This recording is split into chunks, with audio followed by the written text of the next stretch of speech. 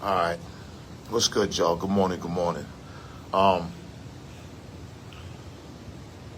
you know, I'm gonna try to put things in perspective, right? Let's start to like do the shoe on the other foot theory, meaning put your feet in somebody else's shoes. All right. We're gonna talk about Thug for a second. All right. Because the internet is like the place where everybody runs and judges and criticizes, but everybody has their own motive on why they do things. Okay, I noticed that about the internet. A lot of hypocrites. All right, we're gonna go back from the beginning with Thug in the case, in the situation with Gunna. Now, put yourself in Thug's position, right? The whole crew gets locked up. Gunna looked like he was the first one that the prosecution called. And the reason was that because they understood how important Gunna was to YSL, meaning, he was the bread and butter at the time. He was the star. Okay? Gunna really wasn't into too much street activities, but he was with the crew. At the time he was with the crew, everybody loved the crew. Everybody loved YSL. Niggas knew what they were, at least thought they knew what they were into as far as the streets and as far as entertainment. Picture yourself being Young Thug, and when the prosecution asked Gunna, was YSL a gang? Why that was so important, especially at the beginning of the trial, was because they wanted to establish that this just wasn't a record label, that it was a gang, and they used Gunna to establish it. Now, if you're a Thug, when you're in the cell and you hear that, obviously that wasn't part of the plan when they went in, was for Gunna to testify that YSL was a gang. The communication wasn't there, that was going to happen. So on Thug's behalf, Thug's sitting there thinking like, damn, it didn't dawn on me that it got communicated to Thug's lawyer or his team that Gunna was going to do that. Now, put yourself in Thug's position, okay? Everybody goes in there. He knows they want him. Once he heard that, I'm sure he was disappointed and upset. Anybody would be. If any of you people out there would have happened, if that would have happened to y'all, immediately y'all would have the least been upset. Like, what the fuck is going on? All right? A lot of times beef between us black men is over communication. We got the worst communication when it comes to shit because our pride is always in the way. Nobody wants to look weak.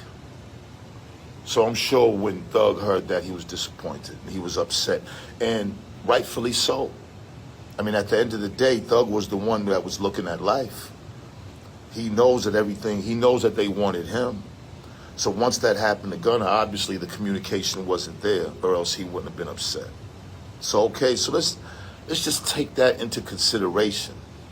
You're sitting in there, you know that they want you, and it's not communicated to you that one of your guys who definitely Thug was supporting him, he was the number one guy. Gunna was the number one guy. Thug put him on.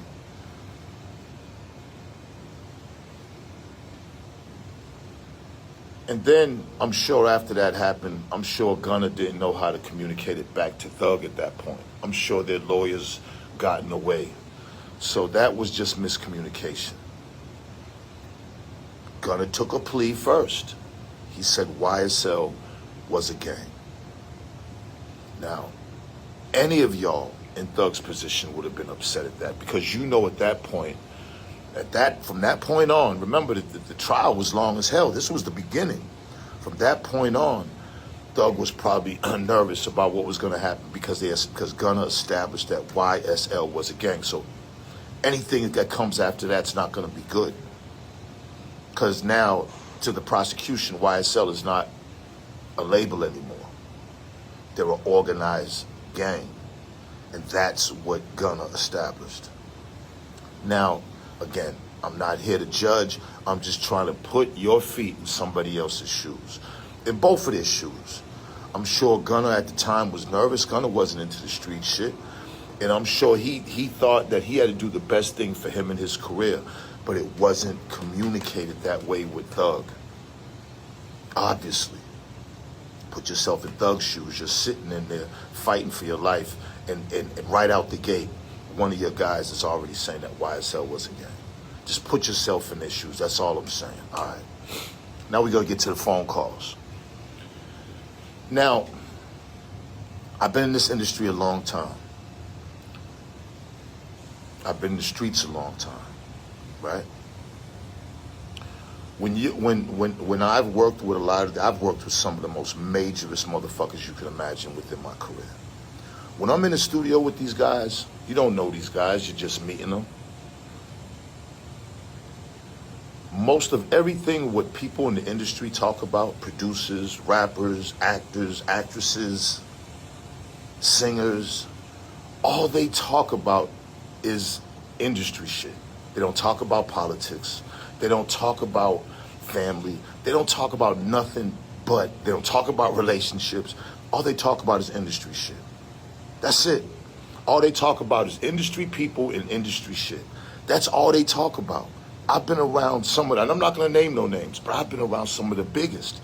And all they talk about is gossip with other rappers, singers, actors. That's it. I mean, nothing else. This goes for all of them, all of your favorites. Sit in the studio, sit wherever they're at, and they talk about other artists. That's been going on since day one.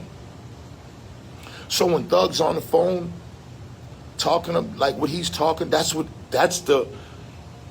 standard industry talk what niggas do. Everybody does it. Everybody.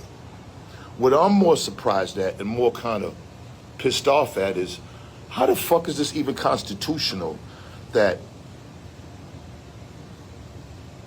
a prison, which is part of the system, right, can leak private phone calls? I don't, that shit blows me. How the fuck can that happen? Now, they're saying, well, who leaked them? Somebody had to get money for them. Nah, because there's no watermark on them.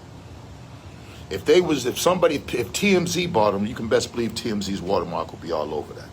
There's no watermark. I guarantee the government's leaking them because they know what they're doing. They know, let me tell you something, from the feds to City Hall to the mayor to the governor, they all got a communications department where they have hired staff that all they do is look at social media for various reasons. That's it. And us, as a community and culture, we just give them everything they want. It's easy. How the fuck is it legal and constitutional for a private conversation? Now, he's not talking about no drug shit. He's not talking about murdering anybody. He's just talking about regular shit that everybody talks about. And you people on there, right, when you comment, everybody's so, oh my God, oh my God. You motherfuckers are more into that than you are in the music. You motherfuckers can't wait to hear the next phone call.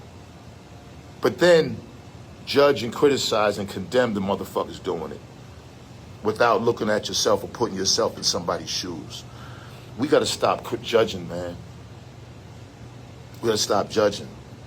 To me, there are right and wrongs in this situation. I get it. Everybody has their own opinions. But put yourself in their fucking shoes. All you motherfuckers gossip about everybody. The people who just wake up every day, call their girls, their guys, and they gossip about their families, their people, whoever got the money, whatever's, that's part of life. Imagine if y'all's fucking phone calls, private calls, got leaked. What the fuck would we hear? All of y'all who judge, criticize, and condemn, imagine if your phone calls was leaked, what would we hear? I'm just saying, everybody just take a seat back and just like, at the end of the day, the only ones that's winning is the motherfucking government. Because they sit back and do this and watch each other. They're waiting for Thug to but I hope he's smarter than that. I hope he don't let them trick him out of his shit, because that probation is a serious situation. But they're waiting for him. They're waiting for him. This is bait.